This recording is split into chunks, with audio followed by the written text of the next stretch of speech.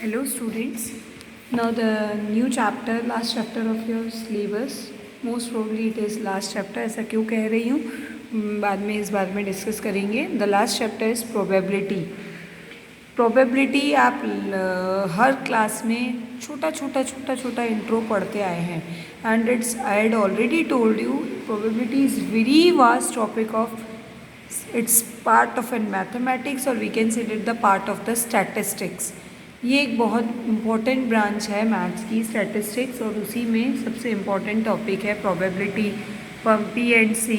ये टॉपिक्स में मैंने आपको पहले भी बताया हुआ है कि इन टॉपिक्स को आप कभी भी किसी भी लेवल पर आपको ये चीज़ें एग्ज़ाम्स कॉम्पिटिटिव में फ़ेस करनी पड़ सकती हैं. और आपको लास्ट ईयर भी इस बारे में बहुत समझाया था, आपको एक चैप्टर भी था लास्ट ईयर भी, 9th में भी आपने इसका छोटा सा बेसिक पढ़ा है, 10th में भी पढ़ा है. सो कुछ बेसिक्स हम रिवाइज कर लेते हैं, फिर हम एक्सरसाइज स्टार्ट करेंगे. Probability, what it mean? Probability का हिंदी मतलब होता है प्रायिकता. What is it? प्रायिकता means chances, number of chances, कितनी चांसेस रहती हैं.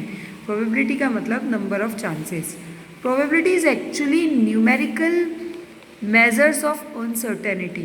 आपको पता है, वैसे पता होना चाहिए, पता भी होगा बेटा, कि प्रोबेबिलिटी टोटल अनसर्टेनिटी पे डिपेंड करती है, सर्टेनिटी पे नहीं करती. अनसर्टेनिटी मतलब हमें नहीं पता कि क्या हो सकता है. उन सिचुएशंस को अनसर्टेनिटी सिचुएशंस में हम मेज़र करते हैं. That is your probability. The concept was originated from games of chances. Example cards के गेम्स हो, टॉसिंग कॉइन हो, डाइज हो, ऐसे बहुत सारे गेम्स जो होते हैं इनमें हम चांसेस देखते हैं कि ये कुछ सिचुएशंस, कुछ इवेंट्स आने के कितने चांसेस हैं, वो हम प्रोबेबिलिटी में देखते हैं.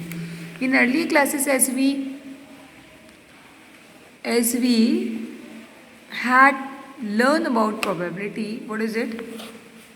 Probability is in general, very general formula for probability is number of favorable condition upon total number of conditions.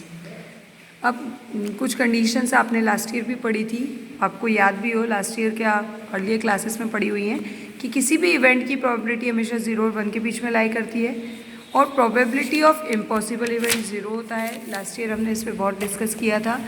And then probability of sure event 1 होता है. उसके बाद हमने एडिशन थ्योरम तक लास्ट टॉपिक ही अपने लास्ट ईयर पढ़ा था.